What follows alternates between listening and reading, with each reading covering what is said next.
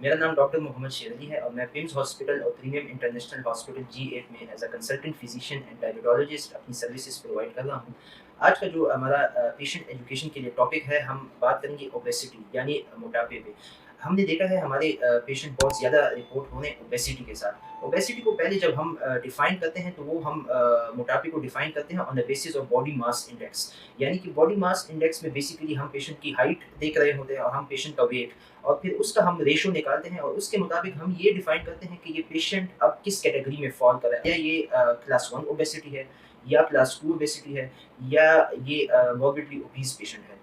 तो इसमें जो मेडिकल कॉजेज़ है ओबेसिटी की, कुछ कॉमन कॉजेज़ जो डेली बेसिस पे हम जो पेशेंट देख रहे होते हैं, उसमें हाइपोथायराइडिज़्म है। यानी कि हमारा गिलर है और उसका जो काम होता है वो थायरॉक्सिन रिलीज़ करता है। तो अगर थायरॉक्सिन की रिलीज़ ब्लड में कम होती है तो उसकी वजह से फिर हाइपोथायरायडिज़्म के सिम्पटम्स आना शुरू हो जाते हैं।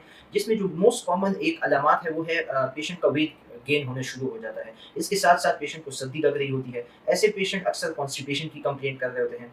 इनके साथ इनकी जिल्द, साथ में नाखून और बाल खराब हो जाते हैं।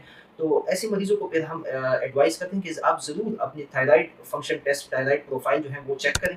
इसके साथ जो दूसरी एक कॉमन कंडीशन है हमारी फीमेल पॉपुलेशन में, वो है पीसीओएस, पॉलीसिस्टिक ओवेरियन सिंड्रोम।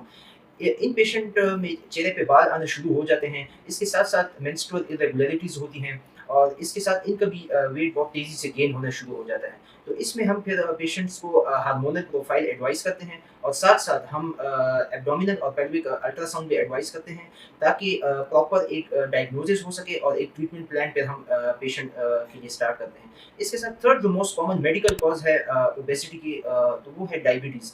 जो ओबीस पेशेंट होते हैं उनमें अक्सर वो साथ में डायबिटीज़ भी रन कर रहे होते हैं। तो हम अपने पेशेंट्स को ये भी एडवाइस करते हैं कि आप अपनी ब्लड शुगर लेवल्स भी ज़रूर चेक करें। फिर ओबेसिटी की अगर हम ट्रीटमेंट की बात करें तो हमारे पास मुख्तलिफ इसमें ट्रीटमेंट ऑप्शंस अवेलेबल हैं, लेकिन सबसे पहले हम पेशेंट को डाइटरी मॉडिफिकेशन का बताते हैं, साथ में लाइफस्टाइल इंटरवेंशन का बताते हैं। अगर उससे टारगेट लेवल्स हमारे अचीव नहीं होते, फिर हम मेडिसिन से स्टार्ट करते हैं, लेकिन प्रोवाइडेड उसमें हम पहले सारी मेडिकल कंडीशंस को रूल आउट करते हैं और उसके बाद जो ओबेसिटी की मेडिसिन है वो हम स्टार्ट करते हैं पेशेंट को, और रेगुलर उसमें फिर हम फॉलो अप करते हैं। तो इसमें टेक होम मैसेज यही है कि जैसे कि हमारी पॉपुलेशन में ओबेसिटी बहुत कॉमन हो गई है, कि लाइफस्टाइल इंटरवेंशन का आप ज़रूर ख्याल रखें।